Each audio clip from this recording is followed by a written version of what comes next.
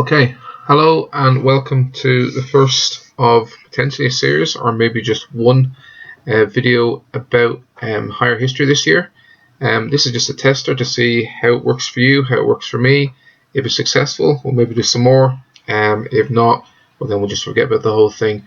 So this is quite a short one. It's to do with a guide to the labour reforms, and it's just a guide about introducing the introduction, for want of a better way of putting things. This was a piece of homework that was given to everybody over the course of the last week. I just wanted to show you an example of a 3-mark introduction to do with the labour reforms, just to kind of give you an indication of how it can be done. Hopefully most of you have already done it successfully, but I know from seeing a couple of them, there's a few you just maybe not quite hitting the mark, and this is in place just to try and help you. I'm not working off any script, but I have got a slide pack, so hopefully it'll work okay. If not, as I said, we'll get some feedback on it and see how it goes. So kind of just to start this off, just to give you some reminder of your timing. So you've got 2 essays to do in the exam. You've got 43 minutes each to write each of the 2 essays, not in total, 43 minutes each to write 2 of the essays. And the paper itself is 90 minutes, which means if you're good at maths, which hopefully most of you are, you'll have 4 minutes to spare to decide your question, have a panic, and then you need to get on with it. Now, when you write your introduction, you'll have somewhere between 5 and 7 minutes to write your introduction. This should be enough time for you to do it. I appreciate for quite a few of you, that's not quite where you are at the moment, but just to remind you, we are still in November, so we do have some time to do it, to get our time down a little bit.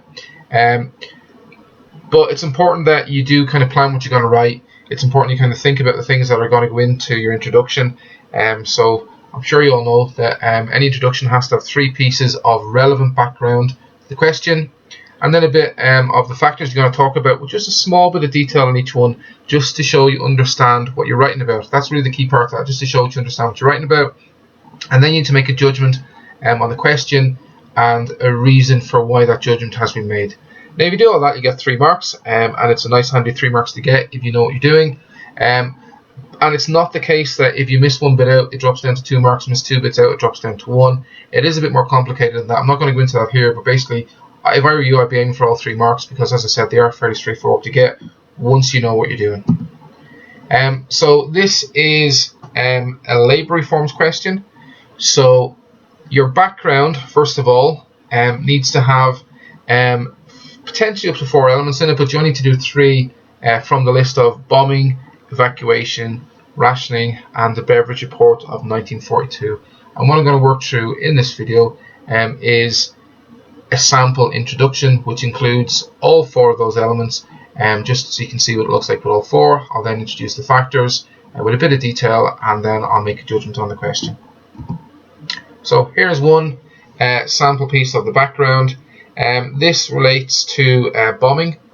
So one of the things people often say is, I'm not too sure how to start off these introductions, so I've given you a sample sentence to start you off. It says one of the key reasons for the introduction of the labour reforms was the experience of Britain during the Second World War. Now, that's not by any stretch of imagination perfect, and what you'll probably find is that most of you will be able to write better things than that, but this is the one that kind of came to my mind today when I was preparing for this. I've then gone on to talk about the bombing itself. So I said, during the conflict, many citizens of all classes were bombed, with houses belonging to rich and poor being damaged or destroyed. During bombings, different classes often shared bomb shelters, leading people meeting who might not have done so before. This shared experience, because that's the really key thing you want to talk about, the shared experience allowed people to share details of their lives and help people understand some of the challenging circumstances some people in Britain lived in. It's fairly straightforward. There's nothing in that you don't know, or that any you couldn't write, but that's kind of what I've used. I've then gone on to add a bit of evacuation. And it was also the case when children were evacuated from the cities to the countryside for safety once the war started. Some of the children that were moved were very poor, some were in poor health, and some could not read or write. Now, I've used the word some deliberately there, because not every single child that went off that was evacuated was in the same condition. Some were absolutely fine, and there was no kind of surprise for the people who took them in. But the idea of this is that some people in the countryside might not have been aware of how poor conditions were for some people in the towns. And then I go on to say, and this is the kind of key sentence in it, this too gave people, this time in the countryside, an idea of the conditions some of Britain's poorest had to live in. So building that again, it's then rationing to come in. Rationing was a more positive outcome of the war. This helped people realise that something could be done to help with poverty. Rationing meant everyone was treated the same, and in some cases having to eat a more limited diet, but one that contained much more vegetables, meant that some people's health improved during the war, showing a more positive impact of government's interference in people's lives. This in turn made people more open to the ideas of the Beveridge Report. So you remember back to the Liberal reforms, the British government had a policy of laissez-faire, and some people were quite happy with that. One of the things with rationing was this is a kind of positive interference by the government in the war, and it's the idea that laissez-faire has really started to disappear completely now. And then a final point. Now remember, you only need to do 3 points in your introduction, but I've done 4 just so you can see what all 4 of them look like. And this one's about the Beveridge Report. So the Beveridge Report was written in 1942. Make sure you remember that year. By a team led by Sir William Beveridge, who was a high-ranking civil servant and who had helped write some of the earlier Liberal reforms. Beveridge set out his vision for a Britain without poverty in the report, which included his idea for a National Health Service, which provided free health care for everyone. The reaction to Beveridge's report was generally positive, and his ideas were taken forward with the Labour government of 1945 to 1951. So they're just my thoughts on the background. As I said, I'm sure some of you will come up with much better stuff than that. This is kind of where I wanted to go with it. And the next thing we need to introduce is the factors. And this is something that, again, people struggle sometimes to bring it in, but it's fairly straightforward once you just kind of think about it. So my link sentence is: this essay will discuss Beveridge's idea in more detail. He described these as the 5 giants which must be defeated to get rid of poverty. And here's where I really start talking about the factors. And remember, the factors are the giants, and then the acts sit underneath that. And the factors are not the acts. The first giant was want, which was addressed by the Labour government through the National Insurance Act of 1946 and the National Assistance Act of 1948. The giant of disease was addressed by the National Health Service Act of 1948, while the giant of ignorance was addressed by the Butler Act of 1944. I've only included 3 of the 5 giants. If you're writing a proper essay on this, you'd try and include all 5, particularly if you're doing this for an assignment, because this structure is exactly the same structure you'd use for your assignment, but just for the purposes of easiness and probably me being a bit lazy, I've just included 3. So here's what we have so far. It's not too long. Obviously it's typed up, so it looks slightly different how you would when you write it, but it isn't too long, and it hasn't taken me past 5 minutes to write it so far. So this is the question we're dealing with: to what extent were the Labour reforms of 1945-1951 effective in meeting the needs of the British people? It's from the higher paper last year, or last session I should say.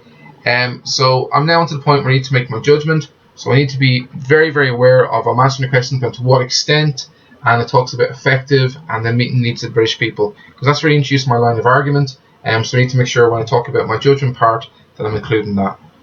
So an example judgment section could be: these acts show that Labour government were effective in meeting the needs of the British people to a great extent. Now try and make it, don't just go to an extent. We've talked about that in the last couple of days. Most of you will probably go to some extent. Personally, I think to a great extent is a better way of going, but obviously appreciate everybody's different. And here's my reason for that. This was because the acts put in place, in particular the National Health Service Act, showed the government's commitment to solving the problem of poverty. And while they were not perfect, the acts did try to address Beveridge's desire to assist people when they needed it from cradle to grave. So there's that expression, from cradle to grave, which is one that kind of flows us right through the Labour reforms, and it's maybe quite an important one to include. Here's the whole thing put together, and you'll notice the bits in red. The bits in red are just where you get your mark for it. So you can see there's 4 BG marks, which is background, so background 1, 2, 3, and 4.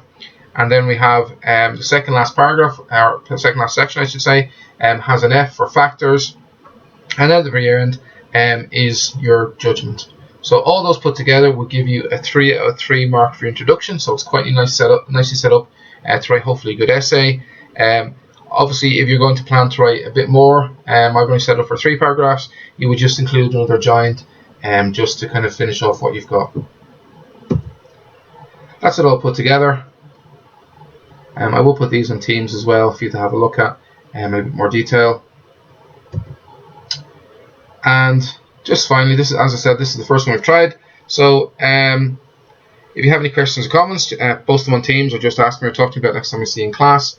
As I said, if this one works, we'll see how it goes. I was trying to think at the end for what my daughter gets when she watches endless YouTube videos I think it's something along the lines of thanks for watching. Please subscribe to our YouTube channel. I don't have one of those, but thank you for taking time to watch this anyway. Cheers.